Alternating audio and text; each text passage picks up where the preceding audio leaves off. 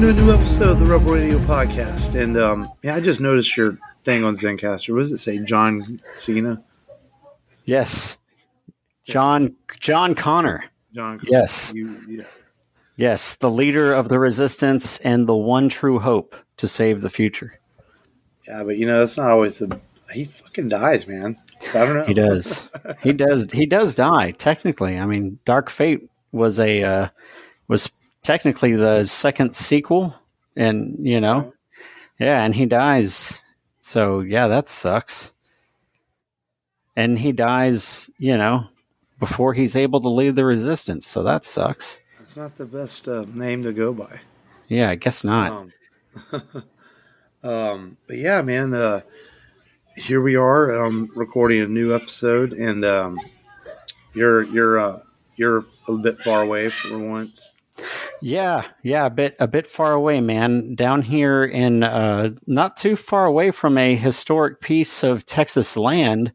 So about 28 miles down, there's the memorial of Fort Velasco, and it was the first battle area for the fight over Texas between the Mexicans who had just gained independence from Spain and the Texians who were trying to secure Texas for themselves. So pretty cool. They won the battle. Texians won the battle because Mexicans ran out of ammo. They're a little far from home, ran out of ammunition, couldn't fight very well after that. And they actually had a historical thing where they shot off some muskets and stuff. And I wasn't there for it, but I found out about it and I thought it was pretty darn cool. So yeah, down here in good old city of Galveston, where Glenn Campbell sang a pretty little song about it.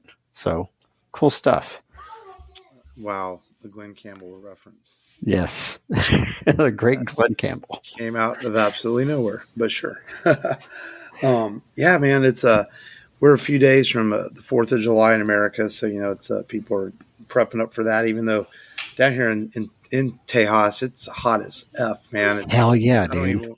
Why would I want to do anything outside unless it's by a pool or a beach or or something, man? It's like, it's too damn hot to barbecue or to do fireworks or any of that. And for real, man. It's like, nah, no thanks. I mean, I'm going to work anyway, so it doesn't matter to me. It's like, no. Same here. I'm working as well. Invade my brother's pool, possibly, but There we go. You will claim his land in the name of Mark. That's right. Yes.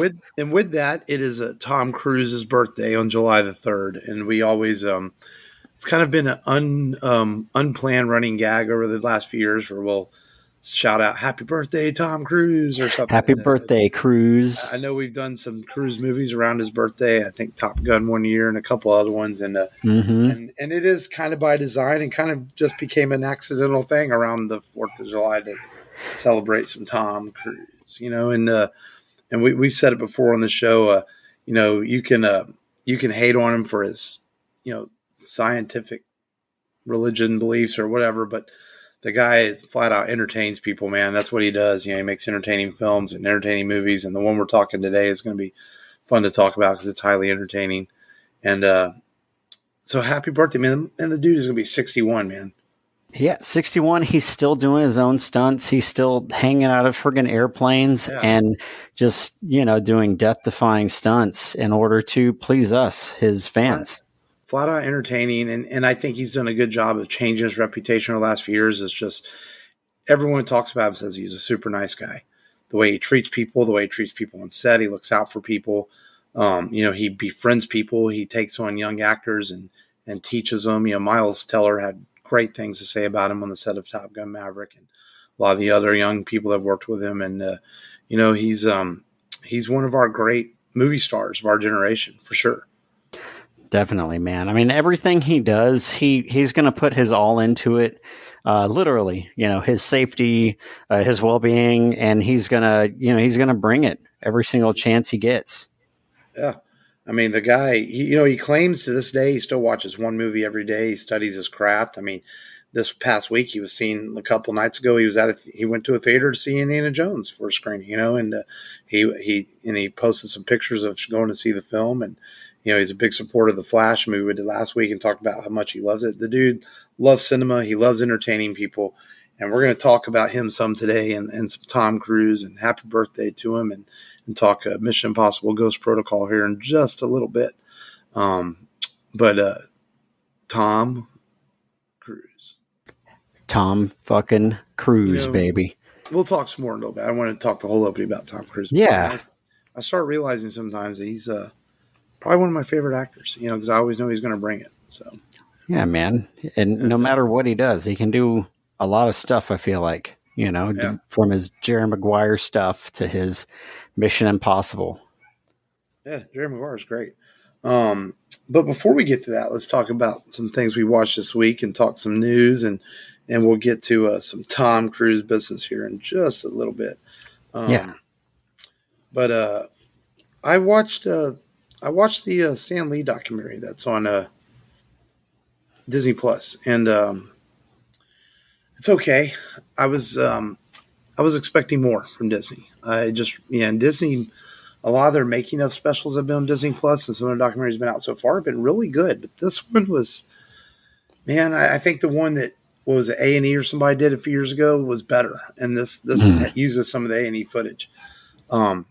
It's kind of a weird blend of documentary, mockumentary, and fakecumentary. I mean, they use like this animation to tell some of the stories as he was when he was a kid. They use some mockumentary voiceovers from a guy who's a Stan Lee sound-alike, mixed in with a lot of real footage. And there's nothing new in this that we didn't already know about Stan Lee or about how Marvel Comics came around and how he got his rise to fame. But it's an interesting watch. I just expected to be a lot better from Disney. Because they had hyped this up for about a year now. They were working on it, and then they dropped it. And I'm like, oh, that's it? But yeah, I just feel like, they've owned Marvel for, 15 years now or whatever it is since Disney bought them. It just feels like they could have done a little better paying respects to the man that created our childhood, And it's not a terrible documentary, but I just wanted it to be better than it was. And it's okay. But for people that don't know a lot about Stan Lee, it's a great watch. They'll get a lot of information from it. They'll learn a lot about how he came up with some of these characters and how Marvel got started. And so I don't want to turn anybody off from watching it that doesn't know anything about Stan Lee. For me, it just didn't give any new information, and I was just hoping a little bit more behind the scenes stuff than they gave. It's a very cut and dry by the numbers. This is when he got a start. This is when he joined Marvel. This is when he did this. I mean, standard documentary form. So. Yeah, I guess the documentaries just haven't been, super strong lately. I watched some of the Arnold one on Netflix, and I don't know, there's no juice in it. It's cool looking into his now daily life, which is primarily what it is. But there's no, hey, whenever I was filming Conan or back in the day, hey, yeah, whenever I was doing Red Heat, and no juicy stuff, man, nothing like that. And maybe it's the times. Maybe he's just afraid to, kind of show that side of him that he was. Right. Maybe he's afraid that people will turn on him, but it was okay. But yeah, man, but then you got ESPN out there doing really great stuff. Like The Last Dance was fantastic, and people got a little mad at Michael for telling some behind the scenes stuff about how the Bulls worked and how competitive he was. But in the end of the day, it got a lot of attention and a lot more publicity for those players that were played with Michael and all that. And so, so maybe sometimes that's good to let out the juice, Yeah, man. Yeah, at least you get some insight. Yeah. I still need to watch it, but I've heard good things about it. And every once in a while on social media, I see some clips pop up from it. Yeah. Your phone listens to you if you talk, I think whenever I was talking about how I saw Air, I think I started getting suggestions for that. And I started seeing clips. Yeah, buy Jordans. And then, I started seeing historical clips of Jordan come across. And I was like, I wonder if that's from that documentary. I forgot what it was called, but okay, Last Dance. What? And it came out on ESPN Plus app or? Well, it's on Netflix now. Yeah. Netflix. Nice, man. Yeah, I wanted to see Extraction too, but I just didn't get the chance to do it. I was outside, catching crabs. I haven't finished it. I got about 30 minutes in, and I was just too tired. Honestly, I couldn't keep my eyes open, and so I was like, okay, I need to go back and finish it. So I did start it, but I haven't watched it all the way through yet. But did you ever watch the first one? I thought you hadn't seen the first one. I hadn't seen the first one, but, I would have rather worked myself back just so I could say, hey, I saw Extraction 2, and then... I'd watch the first one first, because the way this one starts out, you're going to be lost. Yeah. Oh, okay. Yeah, I'd watch the first one first. Oh, okay, maybe it's a good thing I didn't, then. You gave me a little piece of advice. Other than the Stan Lee documentary, I did... it's not the movie we're talking about. I went ahead after watching Ghost Protocol, and I watched Rogue Nation again.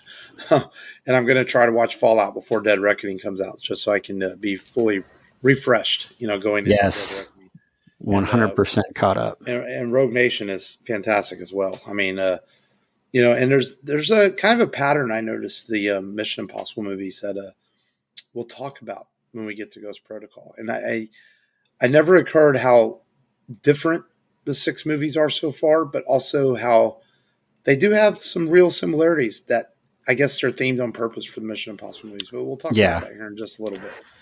But anything else you watched this week? No, I rewatched some stuff, but nothing crazy. Yeah. Same here, man. Nothing really crazy. I did watch another episode of The Bad Batch. I'm trying to finish season 2. And get that done before season 3 comes out, and didn't see anything else. I was looking, I'm searching. There's just not there hasn't been a lot hit the last week or two since Creed 3 hit the platforms and stuff, and Avatar: Way of Water. It's I'm waiting for something else to kind of screen. I need to watch Secret Invasion. I just haven't watched it yet. A couple movies have hit the. IMDb's #1 rated horror movie for the year, Evil Dead Rise, is now on HBO. Now it's Max. It's creepy, man. I think it's a good horror film. That reminds me. Yeah, I did watch Batman: The Doom That Came to Gotham. Oh, nice. Yeah. It's pretty good. Considering these latest DC animated films haven't been all that really. They've been okay. We talked about this, but this one's pretty decent. Mm-hmm.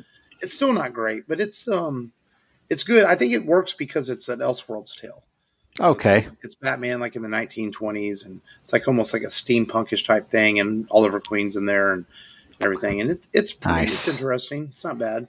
Kind of like Batman Samurai. Yeah. It's kind of in that kind of vein, kind of a different type of world. And so it's not bad. I forgot I did watch that. Yeah, I'm going to have to check it out. I saw it, and I was like, I wonder if it's any good. And I just haven't gotten to it. Yeah, because it just hit HBO Max the other day as well. And I think that's all I've really watched this week. All right.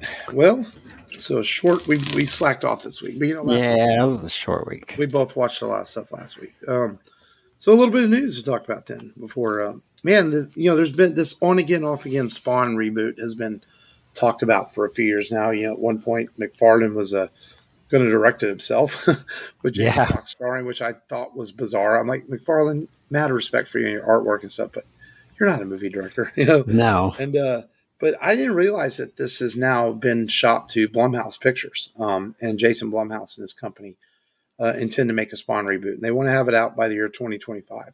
I think that's good news. I mean, I'm not a huge horror guy like you, but I know Blumhouse has a hell of a good record.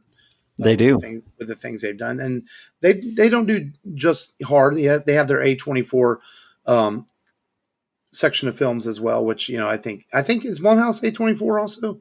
Maybe I'm wrong on that.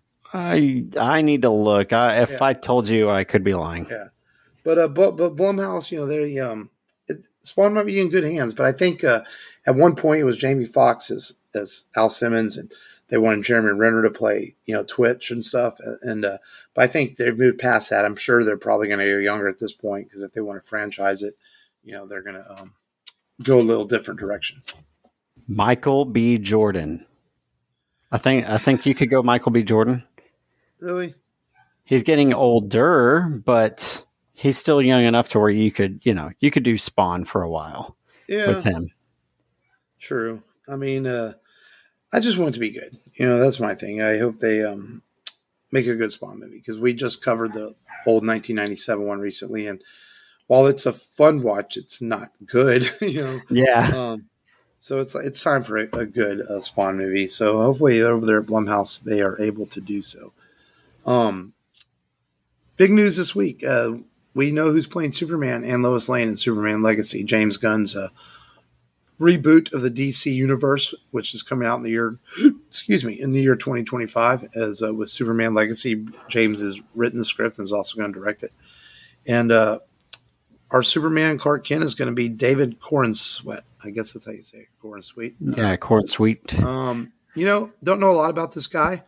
My first thought is I thought Gunn was going to go younger, but he's actually about a year and a half or so older than Cavill was even when he was cast. Which is interesting. Now, strangely, they do look a lot alike. But, you could put Ralph and Cavill and Reeve and everyone next to each other, and there's always a similar look for Clark Kent. So that doesn't really surprise me. Yeah. I hope he can pull it off, and people are already making comments about how he needs to bulk up. Well, go look at the images of Cavill when he first did some costume fitting. He was pretty skinny, and he bulked up just fine. That's why these guys are celebrities and actors and have trainers to do all that. We would look like that every day if we didn't have to work. It could just train all the time. Exactly. If you got a trainer that is like, every time you try and drive through an In-N-Out drive-through, they smack it out of your hand and hand you a plate Right. of broccoli and tell you to, lift these dumbbells 50 times, then, right. You're going to look like that too. Yeah. Eat your broccoli. And, he made some comments about he wants his Superman to be a Superman of hope and optimism, which is basically what James Gunn has said. So I guess they're telling him what to say in the media. This is why I really, everyone complained about Brendan Routh's Superman Returns and how that version of Clark was kind of mopey, but man, James Gunn's version kind of sounds like it might be mopey too. I just can't help but think it. I hope there's some fucking action in the Superman movie. One thing I appreciate about Man of Steel is it's loaded with action. For real, man. They started with a really good villain, so hopefully they start off with a strong enough villain that's gonna make it to where we can get that action again. Hopefully it's not like a terrorist trying to take ransom, and then Superman just goes in there and tanks them all, and he's not even met with a challenge or something like that. Saves people from an earthquake.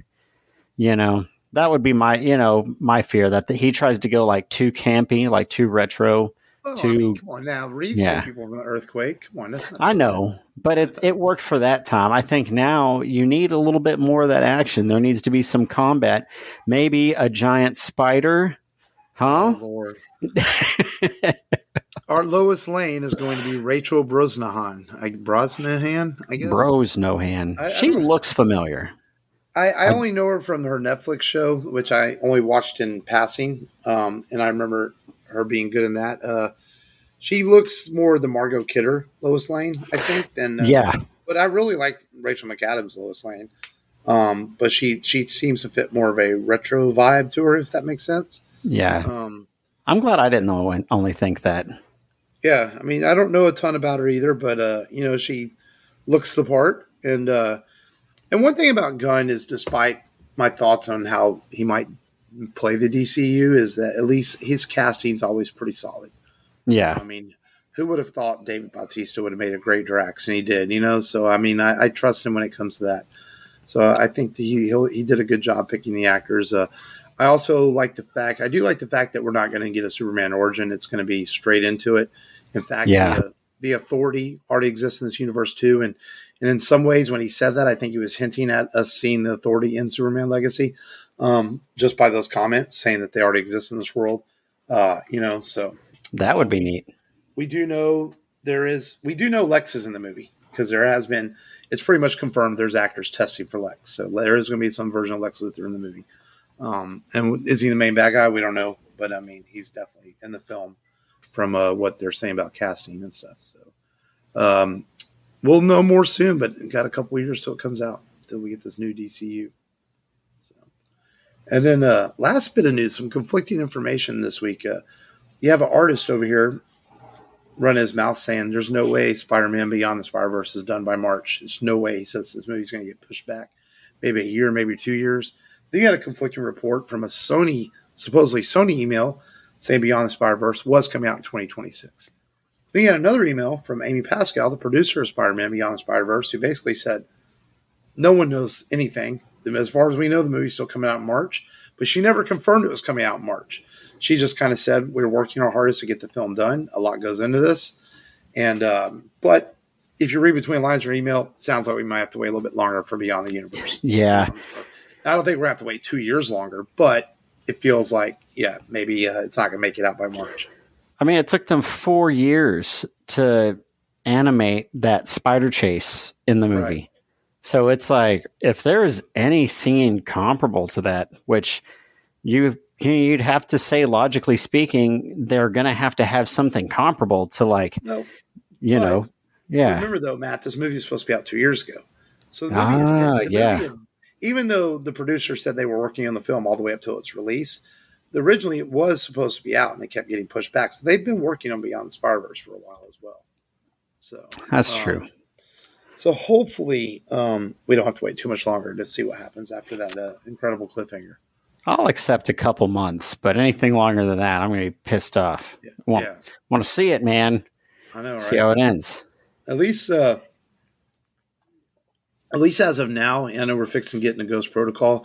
At least as of now, we know Dead Reckoning, which comes out next in a couple weeks, about a week and a half. At least we know Part 2, as of now, is still only a year away. That it should be completed and out on time next summer. Even though the early reviews I've read of Dead Reckoning say it is a complete film. Like, there's no major cliffhanger, but yet there's threads that are left for Part 2. So at least we're not going to be on the edge of it. Well, we'll be on our edge of our seats, just not at the end of the film. Yeah. So, not like a total cliffhanger. But let's get into the feature film then, because we already gave away what it is, and even if you're listening, and it's a Mission Impossible Ghost Protocol, which is the 4th entry in the franchise, and I think this is also the entry where it went from being this is the one that brought in the big set pieces. They started, Paramount Pictures started believing in the franchise at this point and started basically spending more money, trusting in Tom Cruise, and they brought in Brad Bird, who directed The Incredibles, to do his first live action film. They brought in this is his first time. Chris McQuarrie does not have a writing credit on this, but he was brought in to do some rewrites, and it began a wonderful friendship with McQuarrie, who went on to direct the next 3 films in the franchise after this. And they brought Jeremy Renner into this film, who basically lobbied himself to get a role in the movie, because Renner really wanted to be in Mission Impossible and wanted to work with Tom Cruise, and Tom found that out and made sure he found a role for him in the movie. And now they've become really good friends to this day. 12, 13 years later, him and Tom have developed a wonderful friendship together because of this movie. This is the movie that I think breaks the mold, because we start getting seeds to bigger things in this film that lead to Rogue Nation and to Fallout after this. And some more realistic action scenes and with the tech and everything. Stuff doesn't always work the way it's supposed to, It's all done on purpose. Brad Bird wanted to be a running gag that the entire film, the gadgets don't work. Yeah, okay. All the way up to the end of the film, the gadgets never work. I thought this was like just a more realistic take, Oh man, these damn prototype gloves, they just don't work. No, in production, Brad Bird was like, what if everything malfunctions? And they just have to improvise. And it became a running gag. And Tom Cruise thought it was a great idea. So he's like, yeah, let's do that. Wow. And that's funny, man. But shit, it works. Summarize this one, man. Yeah. So at the beginning, they break Ethan out of prison. And it's because another agent has been killed by James Bond's girlfriend. So, of course, they have to break Ethan Hunt out of, I forget her name, but, No Time to Die, Spectre, James Bond's baby mama. She kills an agent. Ethan Hunt's broken out because she's got some launch codes. So their mission, if he chooses to accept it, of course, is to go with Simon Pegg and this saucy little side piece that is tagging along to the Kremlin to steal some information by use of some cool gadgets like a fake wall. But they are intercepted by another agent who is working for himself, a Russian defector who wants these codes so that he can basically have the same plot as number 2, bring about the destruction of the world, but through a huge explosion, not a... nuclear wars have poison, Yeah. So he acts like he's part of the team. The Kremlin gets blown up. IMF is blamed for it. And so, the secretary basically says, hey, nothing is sanctioned unless you do it unsanctioned over there on a train with all of your gadgets. So they're like, all right, we've got to clear our name of this horrible thing, thinking we blew up the Kremlin. And they've got to bring this other man whose name is Hendrix. And they find out it's Hendrix because Tom Cruise is like, wait, let me draw this picture on my hand really quick and then show it to you, Jeremy Renner. And Jeremy Renner's like, I don't know, looks kind of weird, but by your, by the cheekbones and shit, it looks like Hendrix. Who's Hendrix? Hendrix is a defector. So they go on and plan to intercept Hendrix by basically taking half the team and getting the launch codes from James Bond's girlfriend and who's an assassin, and getting the diamonds from the Russian guy and swapping both through use of this briefcase that prints out the launch codes as Jeremy Renner's taking pictures of it with his eye. So they're actually giving the launch codes to Hendrix because he's got someone with him that can decrypt him instantly, or authenticate him instantly. So they've got to use the real thing. So it's a big bankroll.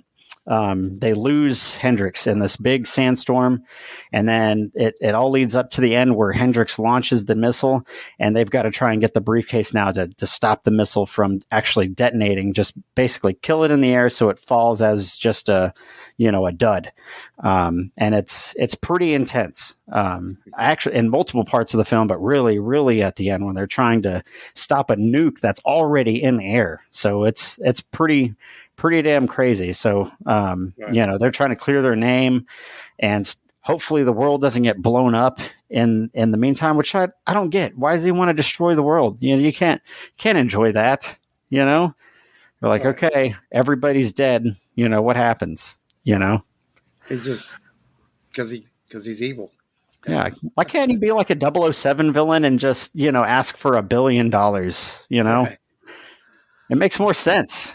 Sure, it's cliche, but we get it, Right. Oh, your summaries are always amusing. But yeah, man. So this film, you're right. This film has an intensity throughout the film. It's got some great humor in it too, where he tells when they're in the biggest building in the world in Dubai. Yes. He's like, well, you got to go up to the server room. He's like, well, who's going to do it?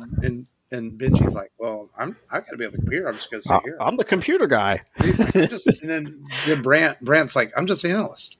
I'm the analyst. I'm the help. So Ethan's like, oh, okay.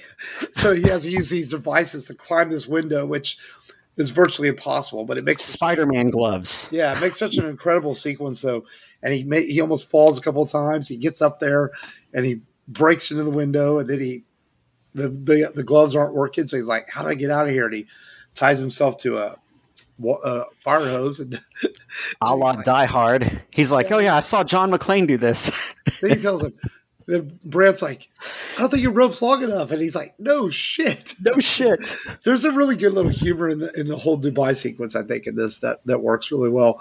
And Cruise pulls off a death-defying jump into the other window, which, much has been made about that stunt. And yes, he was tied to wires. The insurance agencies, that was one stunt they weren't going to let him do. Yeah. He was on safety harnesses. He was 1,700 feet up in the air. Yeah, they're not going to let him. No, they actually shot it from only like 150 feet. Oh, okay. Yes. Well, the floor he was on would have been at 1,700 feet. Yeah, they shot it from about 150 feet up, which is still high. Yeah, you ain't going to live if you fall from that. Yeah. They shot it from about 150 feet up and then used camera tricks and everything to make it look like he's 1,700 feet up in the air. But it's an awesome sequence. And that's one thing I noticed about Ghost Protocol. In MI1, you get the big train sequence at the end, but it's pretty much a low-key action film. MI2, you get the stylish action of John Woo, but there's no huge set pieces. It's more chases and gunfights. In J.J. Abrams' MI3, you get some set pieces like the bridge shootout and a couple things. But this movie goes bigger, no doubt. From the Dubai sequence to the sandstorm to the big chase at the end and the drop in the car from 100 feet and all that. It's definitely this is the movie I think that took Mission Impossible to be smaller, tighter missions to definitely much bigger scopes. And Tom wanted that. The producers wanted that. Tom was like, how do we make Mission Impossible bigger and better? And this is the first movie in the franchise to do that, to go bigger, I think, and go better. And it started a trend of 3 really great films in a row. And this starts all with Ghost Protocol. And it's, and then I love the fact that the Mission Impossible films have never been afraid to be risky. I mean, you blew up the Kremlin in this movie. Yeah. I mean, and that's huge. And it's even mentioned in Rogue Nation that still happens. So they don't ignore it. Sometimes these franchises like Transformers, these big action franchises, will ignore previous events, but Mission Impossible has always treated them like these things really happen. And to be fair, the MCU's done a good job with that. Like, with some stuff that they did mention that happened in the past. Yeah. But I mean, that's ballsy. You blow up the freaking Kremlin at the beginning of this film. Hell yeah, dude. And I think it's cool that Tom Cruise was able to kind of do all of his own stunts on the on that building, because it allowed the director to shoot from multiple angles and it looks really good. And that's another thing, just the camera work that they were able to do, because, Cruise is always pushing himself to do his own stunts. The film looks good because of that part, of his acting. I don't like heights. And when the camera angle comes over and it looks down from that building, even yes. when I see it at home, I'm like, oh shit, that looks yeah. And then his little, man, what shirt is he wearing? He's wearing some Bruce Springsteen shirt whenever he flips the jacket inside out. It's really cool how he goes from, Russian general to American tourist, but it doesn't fool that one Russian detective that is like, I will capture you, Senor Cruz. And he's at the edge of the building, and he looks like I thought he was going to crawl back into that window whenever I first saw this movie and just give himself up to the Russian government. But he waits until a tour bus drives by and just, basically tumbles onto a tour bus and falls on his ass to get off the building alive. Pretty darn cool. Just him avoiding him. And then the party scene with the Indian, the rich Indian guy. He's like, crossing the Russian detective's path. And it's funny, whenever he finally sees him at the end, he understands that, he's a good guy, because of everything. And of course, you can't talk about this movie without another famous Tom Cruise running scene. Yes. He runs at the end of part 3 where he's running down the street to save his wife in time. And this one, he runs literally into a sandstorm chasing the Russian defector.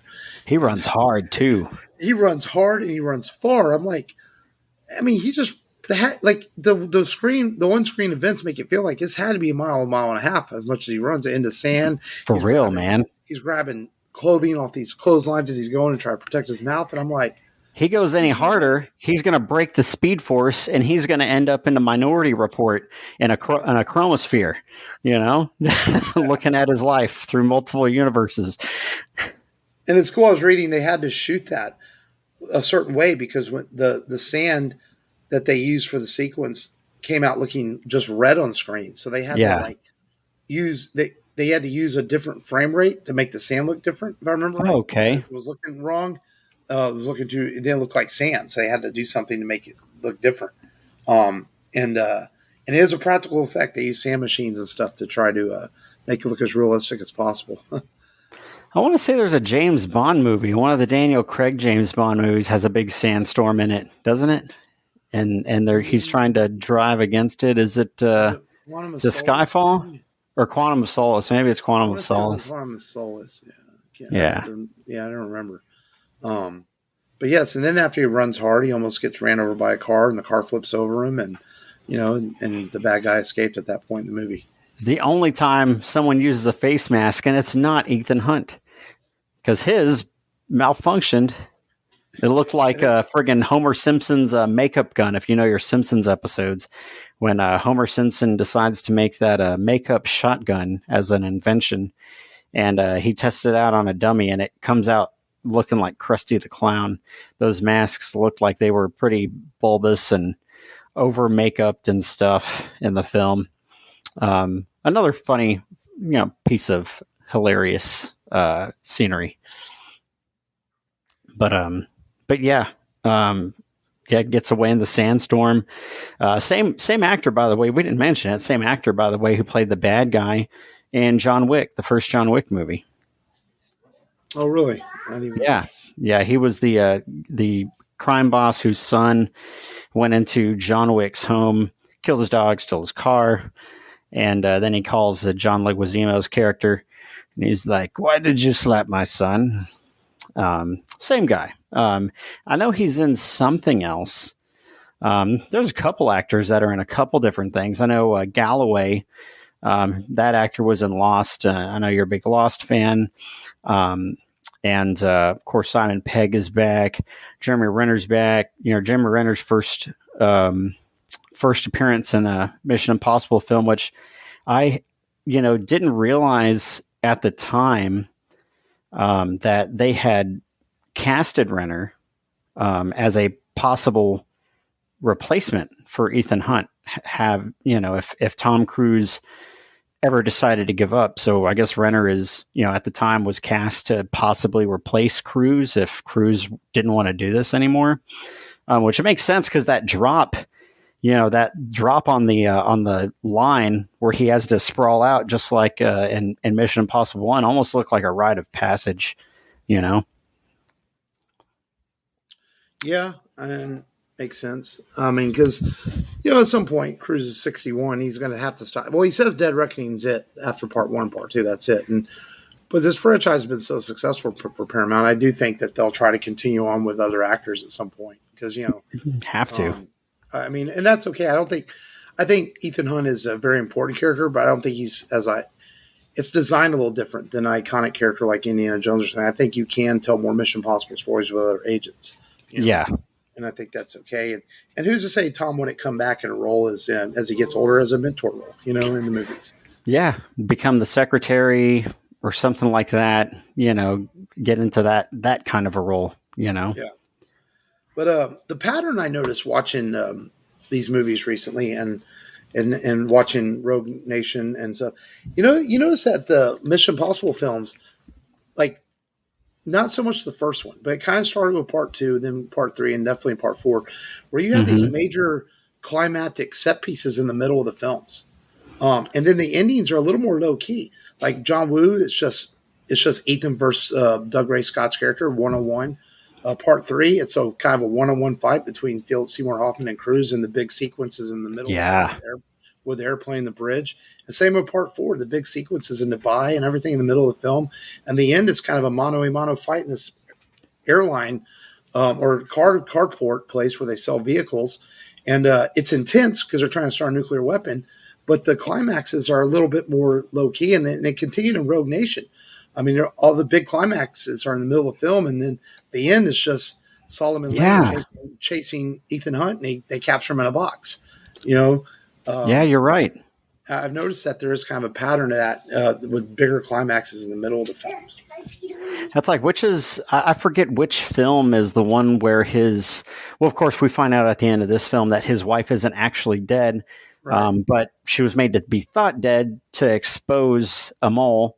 And, Renner is not that mole because he thinks she's dead and feels bad about her death, feels responsible. But there's I forget which movie it is where she's, her testing site, her research site's going to be exploded. Fallout. Yeah. It's a mano-a-mano fight at the end with Cruz, high stakes. Yeah.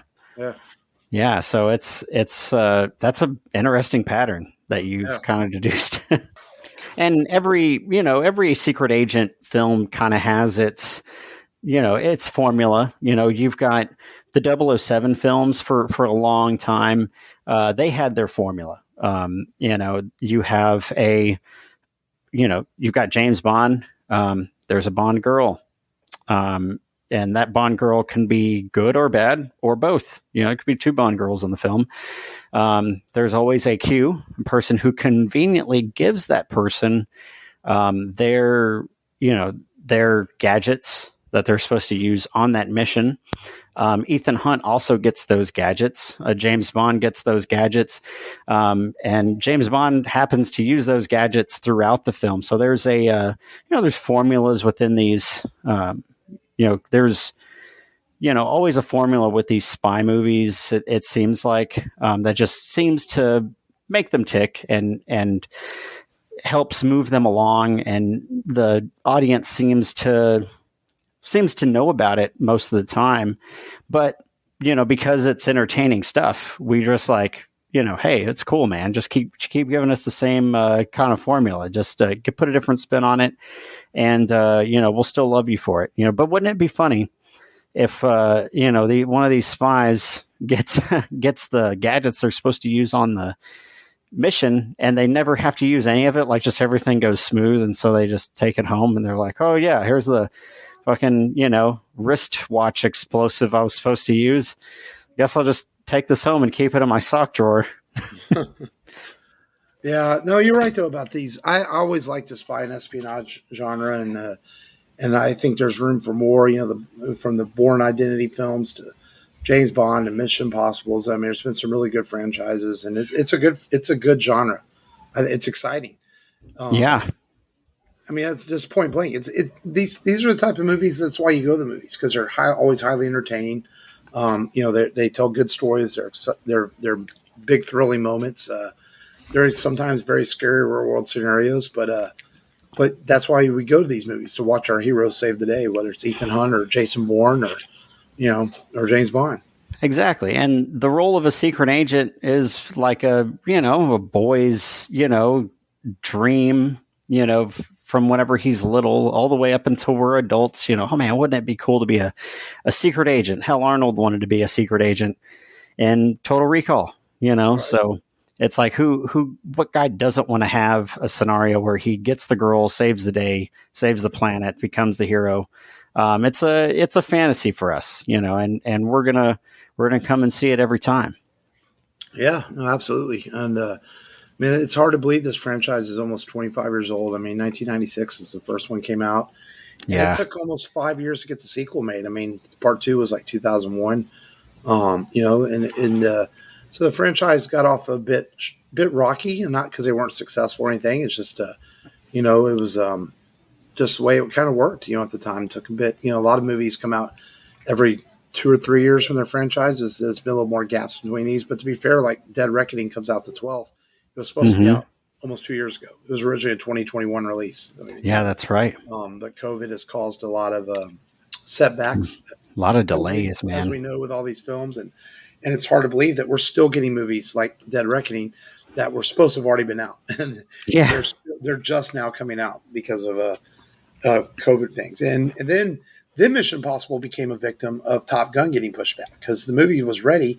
It could have came out last year, but they didn't want to Paramount didn't want to put out Maverick and Dead Reckoning the same year.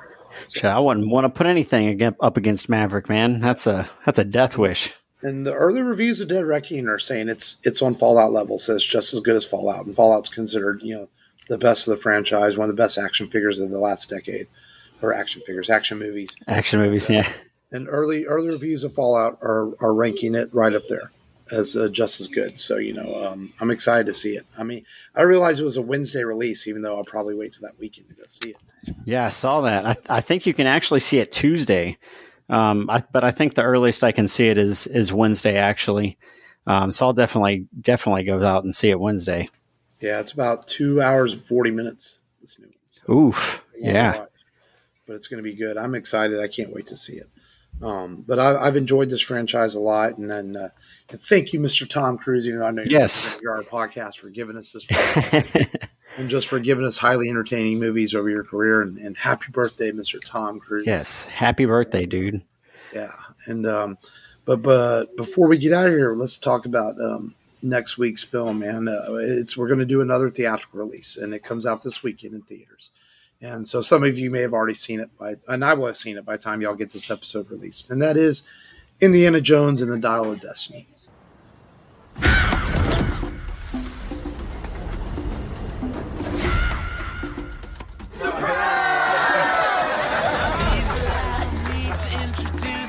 I'm retiring. Well, in that case, what are we drinking? Same for the goddaughter.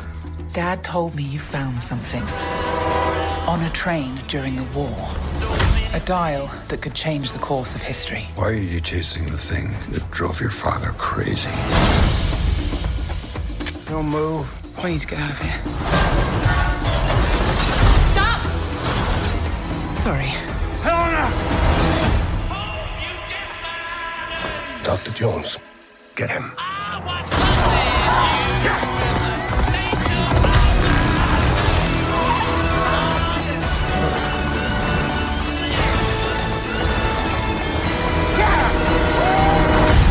Hitler made mistakes, and with this, I will correct them all. You stole it. Then you stole it. And then I stole it. It's called capitalism. This way! Fasten your seatbelt. There might be some turbulence. You've taken your chances, made your mistakes, and now a final triumph. Give him hell, Indiana Jones!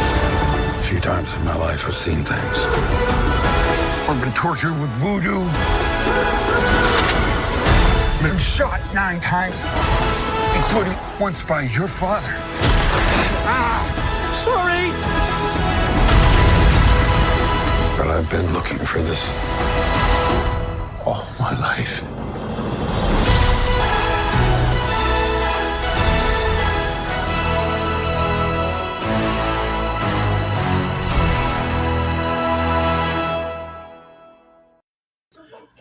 We don't do theatrical releases real often, but we did with The Flash. And sometimes there's just movies that you got to do. And we got to give Indiana his final swan song. It's appropriate. Going